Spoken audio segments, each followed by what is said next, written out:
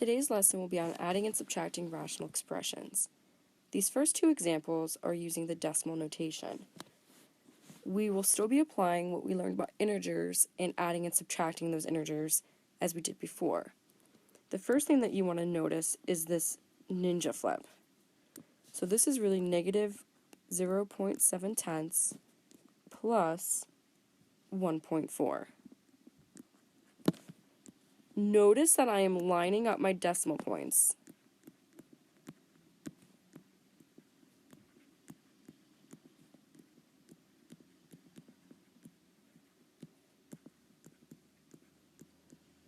This is very important. Now the signs are different. When signs are different, we subtract. So we have 1.4 minus 0.7 tenths, and we borrow, and we get 0.7. Now the sign of the positive number was bigger, so this is a positive 0.7.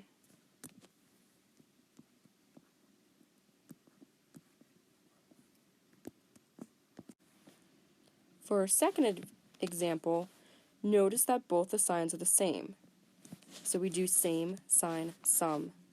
So we take negative 1.1 plus negative 3.3, and we add them together and keep the sign. So our total answer is negative 4.4. For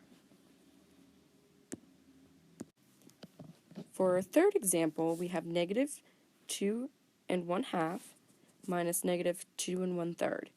The first thing I do when I see stuff like this is if I have any ninja flips, I change them, and I'm going to change these to be improper fractions. Remember, we do that by denominator times the outside is negative 4. So 2 times 2 is 4, plus 1 is negative 5/2. This becomes a positive. 3 times 2 is 6. 6 plus 1 is 7/3. And I'm left with this.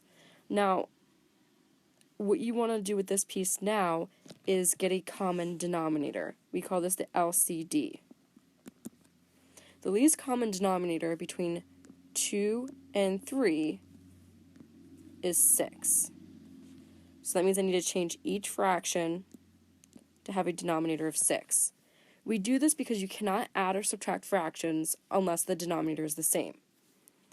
So how do I get from 2 to 6? Well, I multiplied that by 3, so I must do it to the top as well. So we get negative 15/6 plus 3 times what gives us 6? Well, times 2. 7 times 2 is 14. Now, when you add or subtract fractions, the denominator stays the same, and we really have negative 15 plus 14. The signs are different, so we subtract. We get negative 1/6. So it's taking what you know about fractions before and what you learned about positive and negative integers and places them all together. For our last example today, we're going to start the same way. So if I have any mixed numbers, I'm going to change them first. 4/5 stays the same.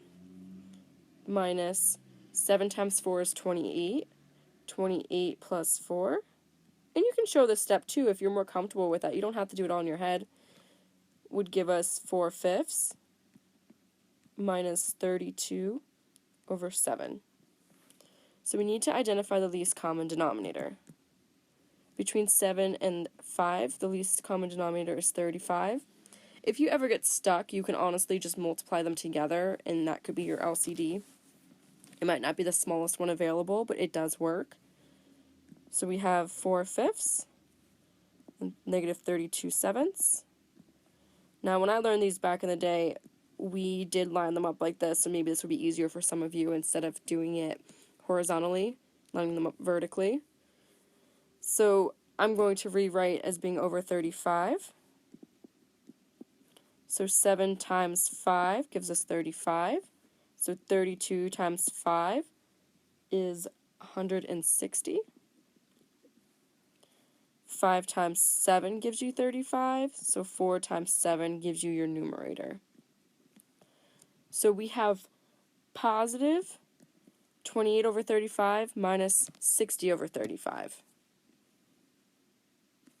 So what we can do with that is say, okay, 28 minus 160 over 35 becomes negative 132 over 35. And if we reduce that, we can get negative 3 and 27/35. If I had asked you to change it to a mixed number. There you go. You have 4 examples for adding and subtracting rational expressions. Please continue on in your packet.